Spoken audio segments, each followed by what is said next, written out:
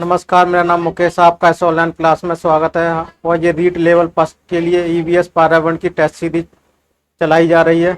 और इसमें अपनी इससे पहले लगभग 13 क्लासें टेस्ट सीरीजें हो चुकी है, जिसमें पॉलिटी, राज्य व्यवस्था, आर्ट और कल्चर और पर्यावरण साइंस से सबके मिक्सअप की टॉपिक वाइज टॉपिक मैंने ली हुई है। इसमें पॉलिटी एक अलग टॉपिक रहेगा, जिसमें सांसद वगैरह, और ईवीएस में पर्यावरण विज्ञान साइंस वगैरह भी इंक्लूड रहेगा, और राज्य व्यवस्था रहेगा, और आर्ट और कल्चर। इन सारे टॉपिकों को लेकर मैं क्वेश्चन लिए हुए हैं, और इस तरह से अपनी टेस्ट सीरीजें चलती रहेगी। और विद एक्सप्लेशन के मैं आपको बताता रहूंगा, और उसकी पीडीएफ फाइल भी आपको विद एक्सप्लेशन के टाइप करवा के आपको मिल जाएगी। ठीक है, तो मेरा टेलीग्राम चैनल ज्वाइन कर लीजिएगा। नीचे टेलीग्राम चैनल आपको जो रेड कलर की पट्टी दिख रही है, उसमें टेलीग्राम चैनल का नाम दिया हुआ है, ग्रुप भी दिया हुआ है।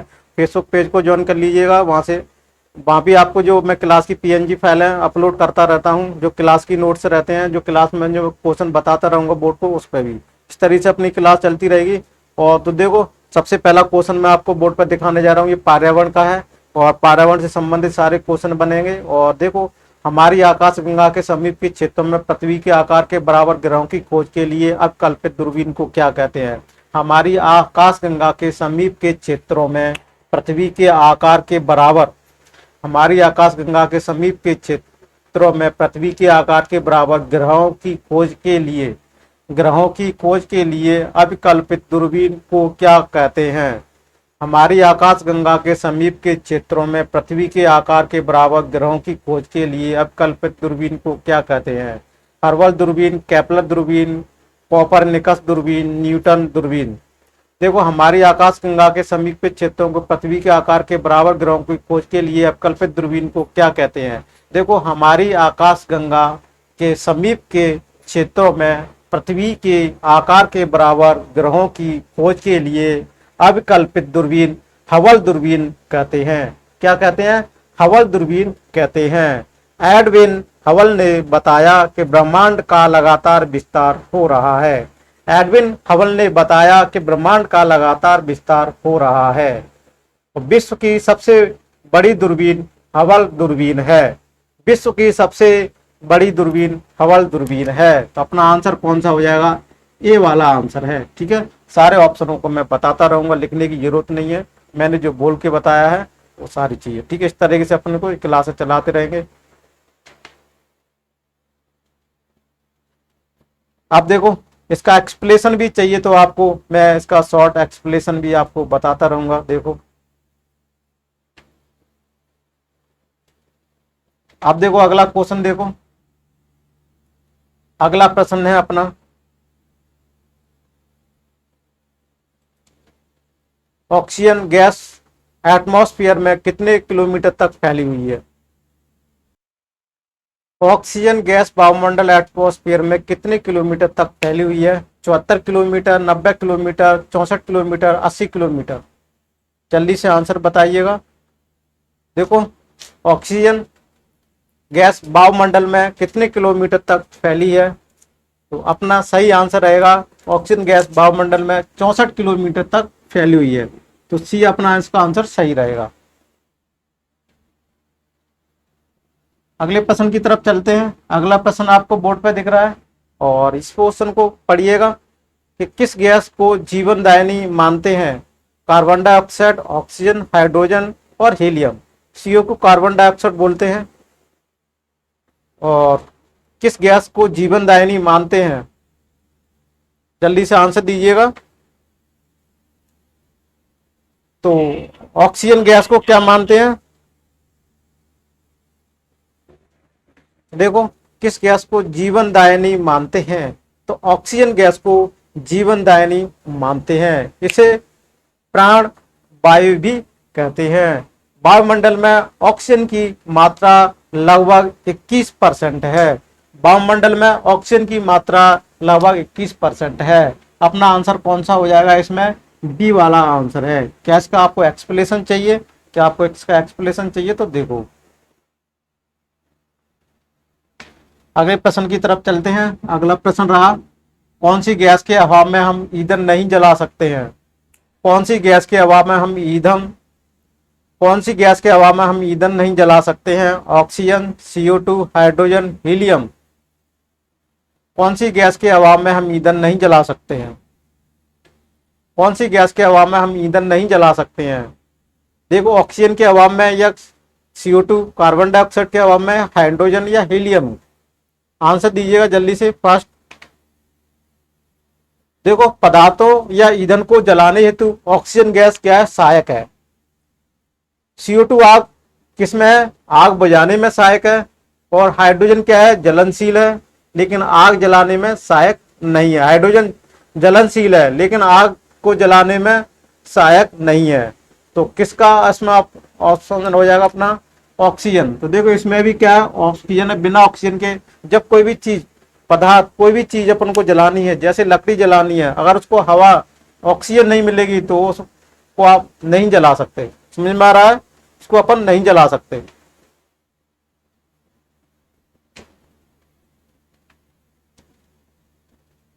आपका एक्सप्लेनेशन इससे पहले मैंने बता दिया था, उसको वीडियो को जब लाइव होने के बाद आप पॉज करके उसको देख सकते हैं, पढ़ भी सकते हैं। वायुमंडल में सबसे कम मात्रा में पाई जाने वाली गैस कौन सी है? देखिएगा, वायुमंडल में सबसे कम मात्रा में पाई जाने वाली गैस कौन सी है? वायुमंडल में सबसे कम मात्रा में पाई जाने वाली गैस कौन सी है? Ozone, argon, krypton, helium. वायुमंडल में सबसे कम मात्रा में पाई जाने वाली गैस क्रिप्टॉन है। यह वायुमंडल में नहीं पाई जाती है। क्या है? वायुमंडल में सबसे कम मात्रा में पाई जाने वाली गैस क्रिप्टॉन है और यह वायुमंडल में नहीं पाई जाती है। कौन सा आंसर हो जाएगा अपना? सी वाला। कौन सा आंसर हो जाएगा? सी वाला। और ये वायुमंडल में नहीं पाई जाती है।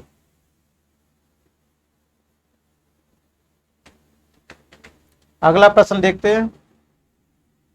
सूर्य के परावैंगनिक किरणों को अवशोषित करने वाली गैस का नाम क्या है? सूर्य के परावैंगनिक किरणों को अवशोषित करने वाली गैस का नाम क्या है? Argon, hydrogen, ozone, carbon. सूर्य के परावैंगनिक किरणों को अवशोषित करने वाली गैस का नाम क्या है? सूर्य के परावैंगनिक किरणों को अवशोषित करने वाली गैस का नाम क्या है? Argon, hydrogen, ozone, carbon. ये तो सिंपल सा क्वेश्चन है, आप सभी को पता होगा, कॉमन क्वेश्चन है कि सूर्य के परावैंगनिक किरणों को अवशोषित करने वाली, सूर्य के परावैंगनिक किरणों को अवशोषित करने वाली गैस का नाम ओजोन है। ओजोन संरक्षण के प्रति चेतना लाने के लिए ओजोन दिवस 16 सितंबर को मनाया जाता है। अपना इसमें आंसर कौन सा हो जाएगा? सी वाला इसमें आंसर है। ओजोन परावैंगनिक किरणों को, सूर्य से आने वाली परावैंगनिक किरणों को अवशोषित कर लेती है। ठीक है, तो ये रहा। और अपना देखो, ओजोन दिवस कब मनाया जाता है? 16 सितंबर को मनाया जाता है। इसको अगर आपको विस्तार से मैं बोर्ड पर दिखाऊं तो ये रहा डिटेल, विस्तार से आप इसको पढ़ सकते हैं। अब देखो, किस गैसों की वजह से ओजोन की परत को क्षति पहुंच रही है? Carbon dioxide. किस गैसों की वजह से ओजोन की परत को क्षति पहुंच रही है? कार्बन डाइऑक्साइड, नाइट्रोजन ऑक्साइड और क्लोरोफ्लोरोकार्बन, लिथियम और क्रिप्टॉन। आंसर दीजिएगा जल्दी से। क्लोरोफ्लोरोकार्बन। CFC का उपयोग AC एवं रेफ्रिजरेटर में शीतलक के रूप में किया जाता है और नाइट्रोजन तथा CFC की वजह से ओजोन की परत क्षति पहुंच रही है। समझ में आ रहा है? नाइट्रोजन ऑक्साइड और क्लोरोफ्लोरोकार्बन। तो क्लोरोफ्लोरोकार्बन नाइट्रस कौन सा हो जाएगा? Nitrogen oxide. तो देखो, क्लोरोफ्लोरोकार्बन और नाइट्रोजन तथा CFC की वजह से ओजोन की परत को क्षति पहुंचा रही है। तो अपना आंसर कौन सा हो जाएगा? बी वाला ऑप्शन सही है। कौन सा? बी वाला। समझ में आ रहा है? और इसको देखो, विथ एक्सप्लेनेशन के अपने बता दिया है, इसको ध्यान से देखो। और अगले क्वेश्चन की तरफ चलते हैं। अगला क्वेश्चन देखो, बोर्ड पे मैंने दिखा दिया है कि निम्नलिखित में से किसने सबसे पहले यह कहा था कि पृथ्वी गोलाकार है? निम्नलिखित में से किसने सबसे पहले यह कहा था कि पृथ्वी गोलाकार है? अरस्तु ने, कोपरनिकस ने, या टॉलमी ने, या स्ट्राबो ने? सही आंसर दीजिएगा। कौन सा आंसर है आप जल्दी से बताइएगा कि निम्न में से किसने सबसे पहले यह कहा था कि पृथ्वी गोलाकार है? अरस्तु ने कहा था, या कोपरनिकस ने कहा था, या टॉलमी ने कहा था, या क्या किसने कहा था? यह स्त्राबो ने कहा था। तो देखो, अरस्तु ने सर्वप्रथम कहा था कि पृथ्वी गोलाकार है। किसने कहा था सर्वप्रथम? अरस्तु ने कहा था कि पृथ्वी गोलाकार है। अरस्तु ने सूर्य ग्रहण व चंद्रमा ग्रहण का अध्ययन किया। अरस्तु ने क्या किया? सूर्य ग्रहण चंद्रमा ग्रहण का अध्ययन किया तथा कहा कि छाया वक्राकार स्थिति में है। उन्होंने बताया कि पृथ्वी गोल है। उन्होंने बताया, कहा कि अध्ययन किया और छाया वक्राकार स्थिति में, उन्होंने बताया पृथ्वी गोल है। ठीक है, तो अपना आंसर कौन सा हो जाएगा? ए वाला ऑप्शन सही है। ये समझ में आया होगा। और इसको विस्तार से भी मैं बोर्ड पर, आप चाहे तो इसको भी नोट कर सकते हैं। देखो, ये रहा एक्सप्लेनेशन है पूरा विस्तार से। और अगला प्रश्न देखो, मैं बोर्ड पे दिखाने जा रहा हूं। सौर मंडल में सबसे छोटा ग्रह कौन सा है? सौर मंडल में सबसे छोटा ग्रह कौन सा है? शुक्र, बुध, बृहस्पति, मंगल, कौन सा है? सौर मंडल में सबसे छोटा ग्रह कौन सा है? देखो, बुध सौर मंडल का सबसे छोटा ग्रह, वह सूर्य सबसे निकटतम है। क्या है? सबसे छोटा ग्रह है, वह सूर्य के सबसे निकटतम है। कौन सा? बुध। बुध एक ऐसा ग्रह है जो सबसे छोटा भी है और सूर्य के सबसे निकटतम भी है, सबसे निकट है। और बृहस्पति को सबसे बड़ा ग्रह कहते हैं। और शुक्र को सांझ तथा भोर का तारा कहते हैं। क्या कहते हैं? शुक्र को सांझ तथा भोर का तारा कहते हैं। और मंगल को लाल ग्रह कहते हैं। क्या कहते हैं? मंगल को लाल ग्रह कहते हैं। तो अपना इसमें आंसर कौन सा हो जाएगा कि शुक्र का सबसे छोटा ग्रह कौन सा है? बी वाला ऑप्शन है। कौन सा है? बी वाला। देखो, बोर्ड पे भी दिखा रहा हूं, ये जो मैंने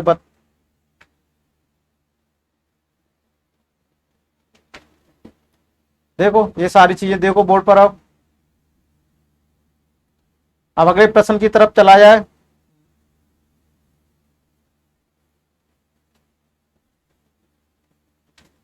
दसवां बोर्ड देखो, 10वां क्वेश्चन देखो, ग्रहण के दौरान पड़ने वाली छाया का सबसे काला भाग कहलाता है? प्रभाव मंडल, प्रच्छाया, अपछाया, ब्लैक होल। सही आंसर दीजिएगा। ग्रहण के दौरान पड़ने वाली छाया का सबसे काला भाग कहलाता है? ग्रहण के दौरान पड़ने वाला छाया का सबसे काला भाग प्रच्छाया क्या कहलाता है? प्रच्छाया कहलाता है। और चक्रवातों से पूर्व सूर्य व चंद्रमा के चारों ओर बादलों के घेरे को प्रभाव मंडल कहते हैं। चक्रवातों से पूर्व सूर्य व चंद्रमा के चारों ओर बादलों के घेरे को प्रभाव मंडल कहते हैं। और ग्रहण के समय काला क्षेत्र उपछाया कहलाता है। तारों की अंतिम व्यवस्था को ब्लैक होल कहते हैं। ठीक है ना। अपने इसमें आंसर कौन सा होगा? प्रच्छाया। प्रच्छाया यानी बी वाला ऑप्शन अपना सही आंसर है। क्या है? बी। सही दिख रहा होगा, बी वाला ऑप्शन अपना सही है। और अगर इसको विस्तार से मैं बोर्ड पर दिखाना चाहूंगा तो यहाँ पर भी अपन बहुत सारे, एक ऑप्शन की जगह पर 2-3 ऑप्शन अपने क्लियर भी हो जाते हैं। तो देखो, ये सारी चीजें रही बोर्ड पर। देखो, नोट भी करते जाइएगा साथ में। और उसकी पीडीएफ फाइल भी, आपको नोट नहीं भी कर पा रहे हो तो कोई टेंशन नहीं है, आप इसकी पीडीएफ फाइल मेरे टेलीग्राम चैनल पर मिल जाएगी। आप टेलीग्राम चैनल को ज्वाइन कर लीजिएगा।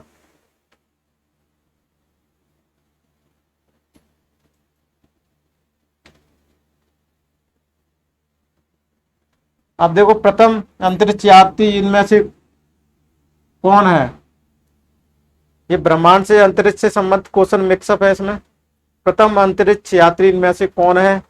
यूरी गागरिन है, एलन शेपर्ड है, रॉबर्ट पिरेरी है, नील आर्मस्ट्रांग है। प्रथम अंतरिक्ष यात्री कौन है?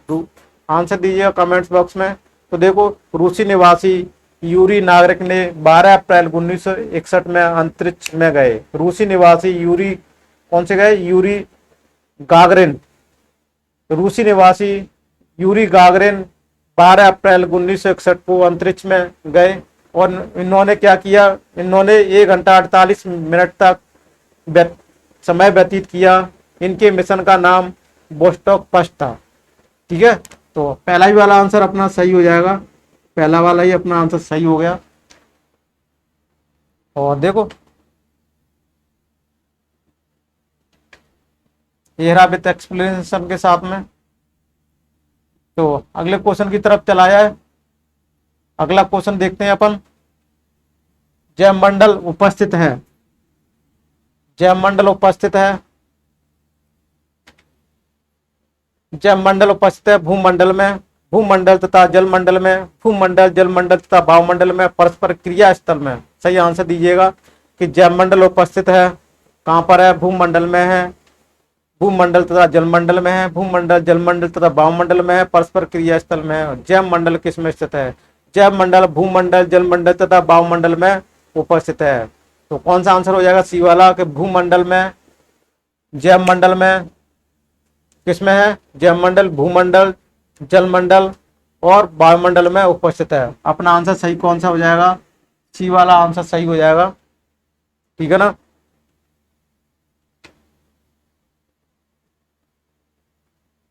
अगले प्रश्न की तरफ बढ़ा जाए। वायु है खत्म होने वाला संसाधन, कभी न खत्म होने वाला संसाधन, नष्ट होने वाला संसाधन, बी तथा सी दोनों। आंसर दीजिएगा। तो देखो, कभी न खत्म होने वाला संसाधन है। वायु क्या है, कभी न खत्म होने वाला संसाधन है, नष्ट होने वाला संसाधन नहीं है और खत्म होने वाला संसाधन भी नहीं है। तो बी ऑप्शन है इसमें।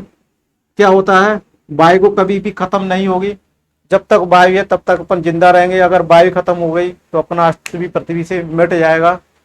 और वायु का ही तो खेल है। अपनी पृथ्वी पर जीवन क्यों संभव है, जब वायु है तभी संभव है। और दूसरे ग्रहों पर ऑक्सीजन अवेलेबल नहीं है, इसलिए वहाँ जीवन संभव नहीं है। अपनी पृथ्वी एकमात्र एक ऐसा ग्रह है जहाँ पर जीवन संभव है। वो किसी की बदौलत है, एक ऑक्सीजन पाई जाती है, वायु पाई जाती है, और भी सारे बहुत सारे फैक्टर इंक्लूड है जीवन के लिए, वो भी सारे रहते हैं।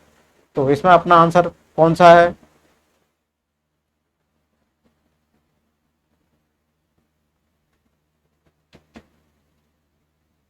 देखो एक्सप्लेनेशन भी बता दिया आपने। और 14वां क्वेश्चन भी देखो।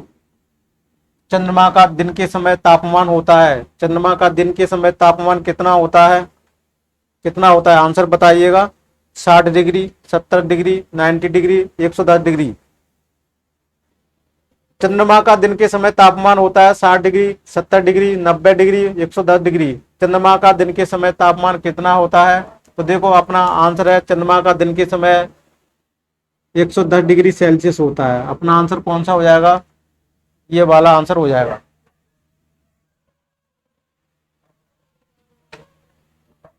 अगला प्रश्न की तरफ चलते हैं अपन। और अगला प्रश्न है अपना, संचार उपग्रहों में पृथ्वी के स्टेशन से सिग्नल ग्रहण करके विभिन्न दिशाओं में भेजने वाला यंत्र है transformer, transistor, transponder, transducer. Answer दीजिएगा। संचार उपग्रहों में पृथ्वी के स्टेशन से सिग्नल ग्रहण करके विभिन्न दिशाओं में भेजने वाला यंत्र है ट्रांसफॉर्मर। संचार उपग्रहों में पृथ्वी के स्टेशन से सिग्नल ग्रहण करके विभिन्न दिशाओं में भेजने वाले यंत्र ट्रांसफॉर्मर, ट्रांजिस्टर, ट्रांसपोंडर और ट्रांसड्यूसर। सही आंसर दीजिएगा, इंपोर्टेंट क्वेश्चन है। तो देखो, संचार उपग्रहों में पृथ्वी स्टेशन से सिग्नल ग्रहण करके विभिन्न दिशाओं में भेजने वाला यंत्र ट्रांसपोंडर है। क्या है, ट्रांसपोंडर है। और ट्रांसफॉर्मर क्या होता है, विद्युत वोल्टा को परिवर्तित करता है। ट्रांसफॉर्मर होता है ना, जो अपने स्टेबलाइजर में ट्रांसफॉर्मर लगता है, जो विद्युत वोल्टेज को परिवर्तित करता है। ट्रांसफॉर्मर भी कितने प्रकार के होते हैं, 2 प्रकार के होते हैं। ठीक है, एक वोल्टेज कम करने वाला होता है, एक वोल्टेज को बढ़ाने वाला होता है। ठीक है। और एक ट्रांजिस्टर को होता है इलेक्ट्रॉनिक युक्ति स्विच परिवर्तक है, जिनमें 3 स्विच होते हैं, पीएनपी ट्रांजिस्टर, एनपीएन ट्रांजिस्टर। इस टाइप के ट्रांजिस्टर होते हैं, इलेक्ट्रॉनिक्स के डिवाइस है ये। और ट्रांसड्यूसर होते हैं, ऊर्जा को विभिन्न रूप में परिवर्तित करने का काम करते हैं। तो देखो, मैंने ये सारी चीजें बता दी हैं आपको। अपना आंसर कौन सा होगा, ट्रांसपोंडर है, ट्रांसपोंडर है। तो कौन सा आंसर हो जाएगा, सी वाला आंसर सही है।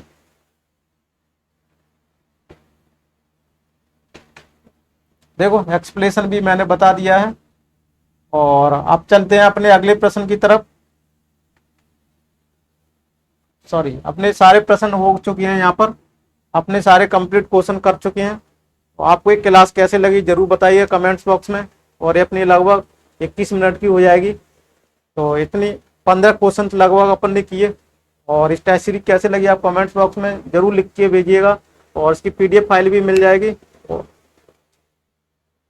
और इसको वीडियो को ज़्यादा से ज़्यादा शेयर कीजिएगा, जिससे और भी इस क्लास का फ़ायदा उठा सकें। आप अगर मेरे फेसबुक पेज पर इसको फॉलो लाइक करना ना भूलिएगा। अगर हमारे यूट्यूब चैनल पर आप नए हैं तो उसको सब्सक्राइब करना ना भूलिएगा। बेल आइकन को जरूर पुश कर लीजिएगा, जिससे जब भी मेरी टेस्ट सीरीज चलती है तो आप उस टेस्ट सीरीज को नोटिफिकेशन के थ्रू पता चल जाएगा और आप उस टेस्ट सीरीज को